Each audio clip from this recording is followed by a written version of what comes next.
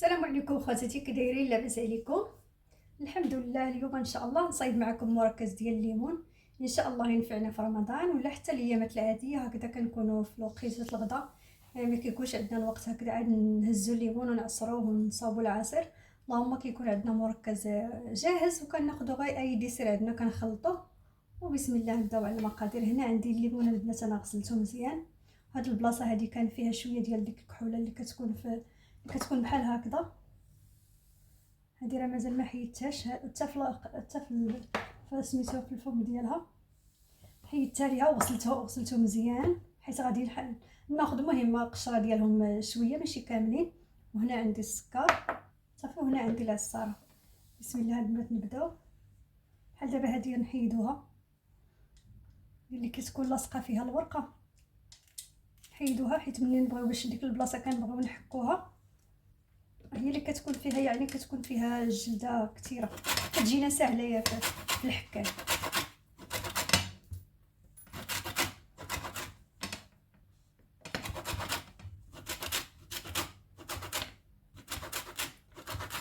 صافي البنات انا نبقى بحال هكا نحكو. نقدر نحكهم كاملين، نقدر ندير منهم غير شي وحدين. المهم هاد البلاصه هادي اللي كتكون فيها الجلده ديالها اللي كتكون غليظه هي اللي كتجي ساهله. داكشي حيدت ليها ديك البلاصه ديال الورقه. صافي نبقاو بحال هكذا تنحكوهم كاملين وعاد نعصروهم. صافي البنات ها هو كما قلت لكم انا.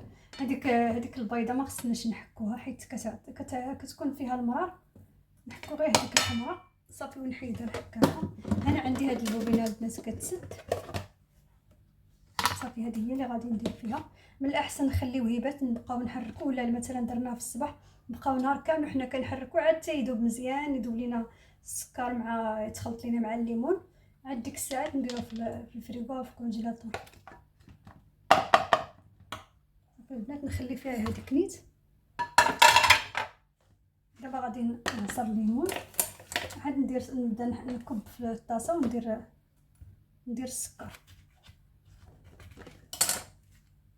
الا بان لينا فيه داك الجلده راه غادي نصفيو. ما بانش لينا حيت هذه اصلا راه عينيها صغار، يعني ما غاديش نصفيو.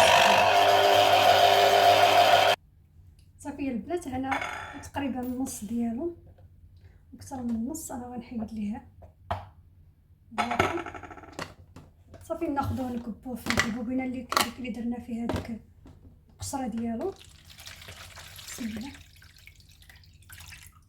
باقي غنزيد البنات هذا اللي بقى ليا، ندير ليه السكر. بسم الله. هاد الكميه ديال السكر باش منين نبغيو نديرو العصير راه ما غاديش مازال نحتاجو نديرو ليه السكر. غادي غنهزوه ونخلطوه مع اي فواكه اللي عندنا، ولا بغينا نديرو حلوه ولا شي حاجه. صافي نبقاو بحال هكذا كل مره نحركوه.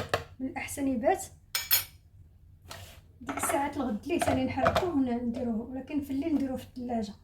صافي والغد ليه ثاني نحركوه ونخشيوه في الفريغو.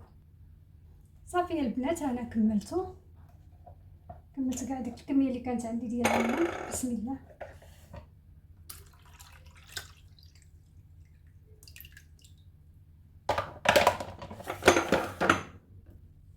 غنزيد مازال السكر.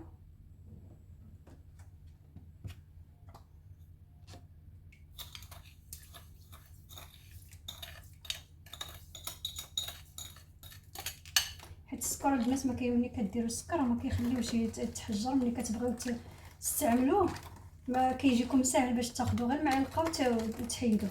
ولكن كما قلت لكم مثلا درتوه في الصباح خليوه حتى العشيه وديروه في الفريغو. درتوه في الليل راه من الاحسن يبات باش كل خطره تحركوه. كل مره نتوما هكذا كدوروا في الكوزينه، كل مره شدوا المعلقه بحال هكذا وحركوه حتى داك السكر كله كتلقاوه داب. صافي البنات نغطيو صافي. كل مره دابا راه كل مره انا غادي نخلي غير هنا في الكوزينه، كل مره نجي نديرو نحركو باش يذوب ليا السكر.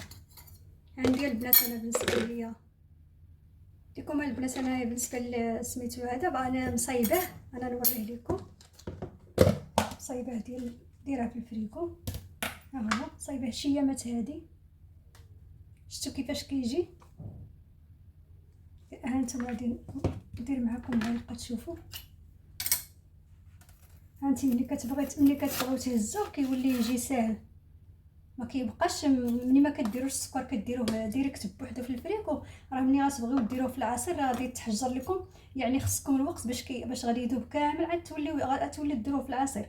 ولكن ملي كديروا ليه السكر راه غير كديروا غير معلقه بحال هكذا يا البنات. ها نتوما غير هكذا دغيا كيتهز لكم وتهزوا يعني بالمعلقه تهزوا شحال ما بغيتوا نتوما كتحطوا في الكاس ديال العصير وكتزيدوا عليه الديسير اي ديسير عندكم، ولا هكذاك خيزو ولا الباربا ولا اي حاجه.